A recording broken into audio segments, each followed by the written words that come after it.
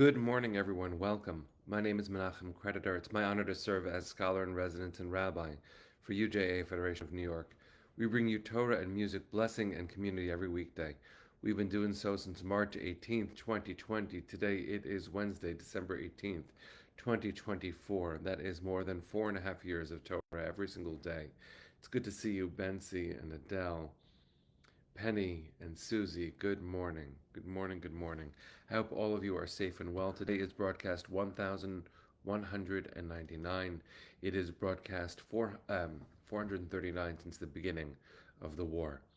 It's good to see all of you, Ben and Michelle, Sunday, Rosa, Anya, and Jonathan. Boker Tov, friends. I hope that everyone is taking in a little bit of sunshine. I hope that you have some sunshine. I'm in a room that has a bright window right next to me, which adds a lot to the morning. It's not quite the trees that I stood next to yesterday, but it is quite nice. Jennifer, good morning. Deborah and Peter, Debbie and Joyce, Catherine, good morning. Hi, Amy. Hi, Minna.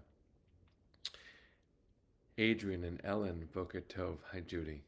Good to see all of you. Natalie, your mom's first cousin passed yesterday. I'm sorry to hear that. Sending your family comfort.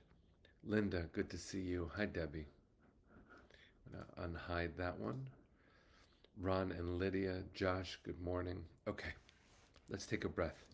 Let's learn some Torah. We're going to sing the bracha a cappella. Let's see how we do. Ya lai lai lai lai, diddy I lai lai lai, diddy I lai lai lai lai, I lai lai lai.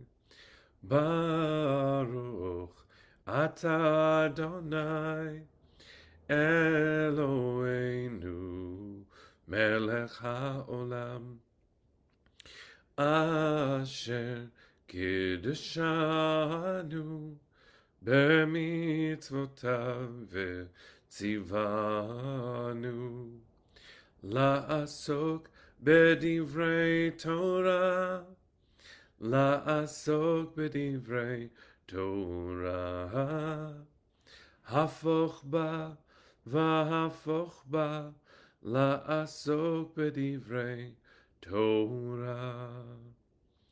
Diddy I lai lai lai lai, diddy I lai lai lai, diddy I lai lai lai lai, I lai lai.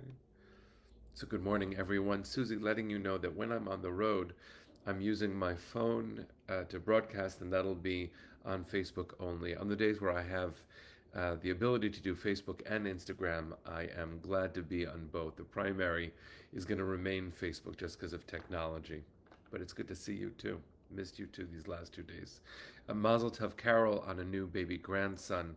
And Siona, you were sharing that this is the anniversary of the birth of your grandmother, a Holocaust survivor and a tough lady. Bless her. Thank you for sharing. There is a lot to talk about in this week's Parsha, and I thought I would ask a bunch of questions without any clear direction from which I'm going to be able to tie them up in a bow. Bereshit, the whole book of Genesis, is a complicated story of family. Over and over, it seems that the generations that are born have a hard time sharing love or being loved equally. Even from the very first children that were born, Cain and Hevel, Cain and Abel, it's clear that they had struggles, so much so that the first murder happens in human history, recorded in the Torah's very first chapters. But it is also the case that the sacrifice of Abel was accepted, but the sacrifice of Cain was not. And that leads to the intensity of the whole situation. In fact, you might even say they were set up. I don't know how kind that is to say. I don't know how accurate it is to say, but you get the feeling that the decks are stacked against generations feeling the possibility of everyone receiving love. In addition to which, you look at even the Garden of Eden, if you want to go back before there is human family, why is there the tree in the garden from which they're not supposed to eat? But moving forward in time, just go to the children that are born to Abraham, Yishmael, and Isaac. It's clear that one will be the covenantal child, one will not. Moving forward, Jacob and Esav, Yaakov and Esav. Neither one knows the possibility, nor does anyone in the story, that there can be equal love shared from parents. It is so intense to read these texts and then to see this parsha, Parshat Vayeshev, where Jacob, who should have known better, because not only was his lineage speckled with favoritism, it's a different kind of phrase, so too were the sisters, and it's complicated, but the sisters that he married, not treated equally, not loved equally, not even by him. And so when we read this parsha, and the very first part of it is that Jacob gives Joseph, his youngest, for a time until Binyamin is born, Jacob gives Joseph a coat of many colors, or a striped coat, kutonet pasim in the Hebrew, meaning Joseph walks around with clothing his father gave him that indicate that he is more loved, and no one really knows why. But the suggestions are that since Joseph was the child of Rachel and Rachel was the beloved wife of Jacob, the resemblance led Jacob to love him very, very much, both out of grief and out of love. But it set Joseph up with his brothers for a dynamic that we see in chapters that have passed, an unequal sharing of love. It is hard to see. And the text even says that his brothers hated him. V'lo yachlu dabro leshalom. They couldn't even say hello. That's how bad it got. Joseph seems to be oblivious to all this because then he starts telling his dreams. Now, in the Torah, dreams are often understood as messages from the divine. How strange it is then that Joseph pours it out, but the message that was sent make his brothers resent him even more. And then the text says something interesting. Va'aviv shamar et hadavar. And their father guarded the matter. He didn't address it. When issues within families, certainly between generations, remain unaddressed, they continue. Breshit is a story of ongoing dysfunction within family. It's not without hope. It's not without remedy. The end of the book of Breshit has the brothers finally standing together, has unity for a moment. It often takes tragedy for us to remember that we're family. But it also sometimes requires incredible courage to face what is wrong or what needs healing within a family. This parsha digs the problem deeper, so deep that brothers throw a brother into a pit. And from there he descends to Egypt, and in Egypt he is thrown down into a dungeon. Down, down, down. Now eventually Joseph's journey rises. He is taken out of the dungeon, and he rises to almost the throne of Egypt. But how complicated it is, and how common it truly is, to see that issues within families are often not addressed. The holiday of Hanukkah is coming next week, so we'll talk about Hanukkah in detail next week.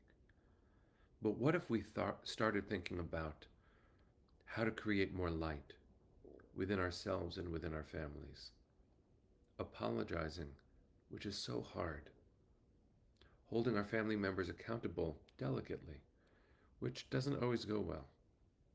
But knowing that in order to break the chain, to break the cycle of Genesis, of Breshit, we have to be willing to let our guards down. And the text, V'lo yachlo dabro l'shalom, lo yachlu, they couldn't say hi to him. The brothers couldn't say hi to Joseph. That hits so hard sometimes, doesn't it? There are words we say, there are words we don't say. In fact, one of the comments from Sforno, a Sephardic commentator on the Torah, is that Lo yachlu dabro l'shalom, they couldn't say deep and true things to him, but they could say hello. It's sort of like when you pass someone on the street or in the hallway at work and you say, how are you? But you keep moving because you didn't really ask the question. It was just saying what is expected as you walk by. V'lo yachlu dabro l'shalom, according to this read, means they were speaking, but they weren't really talking. So I would offer us this encouragement, friends, this encouragement. In order to make things better in our most intimate circles and relationships, let's make sure that we say hello to each other and we mean it. When we ask each other, how are you? We mean it. We ultimately, as Arlene is saying, illuminate the world with light and kindness. That's our job. That's our mission. However, you would suggest Or Lagoyim to be a light to the nations, that can't work until we do it within our within our nation. And the best way to understand using the understandings of Rav Kook and others is to think about nation as family. And family can be hard. The big gift of the book of Breshit is recognizing that the patterns that we struggle with in life are not new. We're not the first to have a hard time with them. Sometimes there aren't easy solutions, and sometimes maybe there aren't solutions. But our job, our mandate, is to try to say things like Shalom, Ma Shlomech, Ma Shlomcha, how are you? And so I would encourage us, in honor of Joseph's brothers who were so left out, it's not they felt left out, they were left out. In honor of Joseph, yes, he was oblivious to their animosity, but he didn't build that coat and he didn't create those dreams. The context can be hard to emerge from. So let's look at each other, as Richard is saying, to look people in the eye when we speak to them.